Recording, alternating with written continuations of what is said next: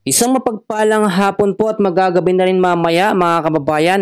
Meron ho tayong pinaka-latest na weather update sa lagay ng ating panahon. Kabayan, kung bago ka lang, huwag mong kakalimutan na i-like at subscribe ang ating channel. Maraming salamat.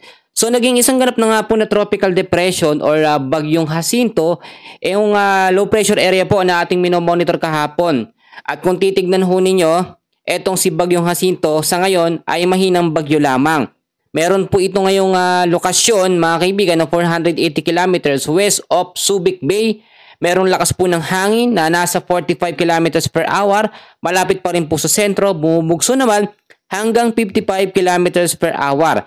May pagkilos po ito na pa west northwestward sa bilis po na 20 kilometers per hour. Medyo mabilis ho yung pagkilos niya. Inaasahan ngayong gabi din ay lalabas po ito ng ating Philippine Area of Responsibility. Pero may mga posibilidad pa rin po na pwedeng magbago. Pwedeng mas mapatagal yung kanyang paglabas ng PAR at palakasin niya pa ng husong habagat dito po sa kanlurang bahagi ng ating bansa.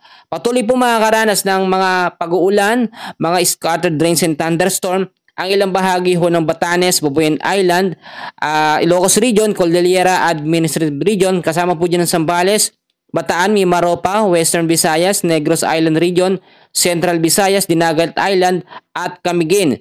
Sa susunod na araw naman po, simula Friday hanggang sa Sabado, ay inaasahan din ng mga pag-uulan dito po sa Batanes, Bubuyan Islands, Pangasinan, Zambales, Lubang Island, Romblon, at Palawan. Dahil po yan sa banta ng habagat at dito po sa extension ng trap, ito nga pong si bagyong Jacinto.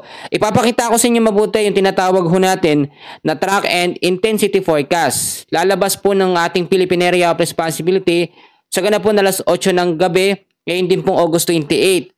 At tropical depression pa rin siya pagdating ho ng Friday. Magiging isang ganap na tropical storm pagdating po ng alas 8 ng gabi, Friday naman ho. So magiging malakas siya na bagyo pero nasa labas na ng ating Philippine Area of Responsibility. Pero wag pa rin tayong maging kampante, no? May mga pagbabago na pwedeng mangyari. Pwedeng mas bumagal siya, matagalan ng paglabas sa PAR, pwedeng mas bumilis. Pwedeng maging isang ganap ito na pinakamaabot niya ay typhoon category. So extension of trap ng bagyong Jacinto ang makakaapekto naman sa ilang bahagi ng ating bansa at patuloy niya din mo palalakasin ng habagat or southwest monsoon sa kanlurang bahagi ng ating bansa. So ito naman yung magiging lokasyon niya mga kaibigan. Mamayang gabi ho, 500 kilometers west of Iba, Zambales. Nasa labas na ito ng PAR.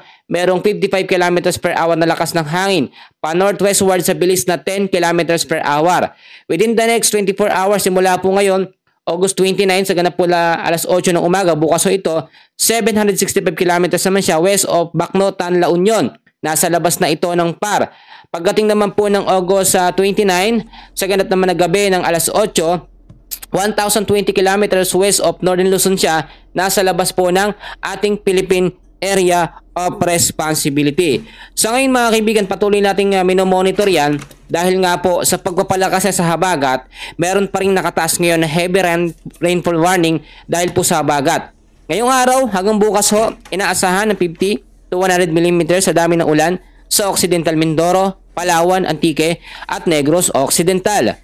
Inaasahan naman sa Friday ng hapon, 50 to 100 mm din ang dami ng ulan sa Occidental Mindoro at sa Palawan. So yung mga lugar na aking binanggit, mag-ingat po sa banta ng posibleng mga pagbabaha at landslide sa mga landslide prone area. Meron din akong isang ipapakita mga kaibigan. Meron po tayong tinatawag ngayon na tropical cyclone threat potential, which is kung titignan ho ninyo, week 1 natin, magsisimula yan sa August 27 hanggang September 2, 2025. Dalawang sama ng panahon ng ating minomonitor. Parehas pong nasa low chance na maging isang ganap na bagyo. Sa week 2 naman, simula September 3 hanggang September 9, 2025, dalawang sama ng panahon ulit ang ating imomonitor at parehas pong nasa low chance na maging isang ganap na bagyo.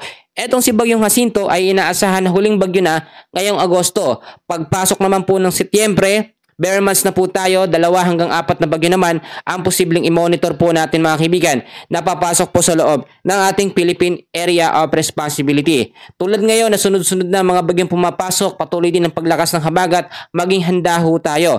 Yung mga uwi galing sa eskwela, galing sa trabaho ngayong hapon hanggang sa gabi, ugaliin po magdala ng payong, jacket, kapote, panlaban ho yan sa mga biglang bugso ng mga pag-ulan. So ngayon, yan muna ang pinaka-latest natin. Huwag kakalimutan mag-like and subscribe. Maraming salamat po.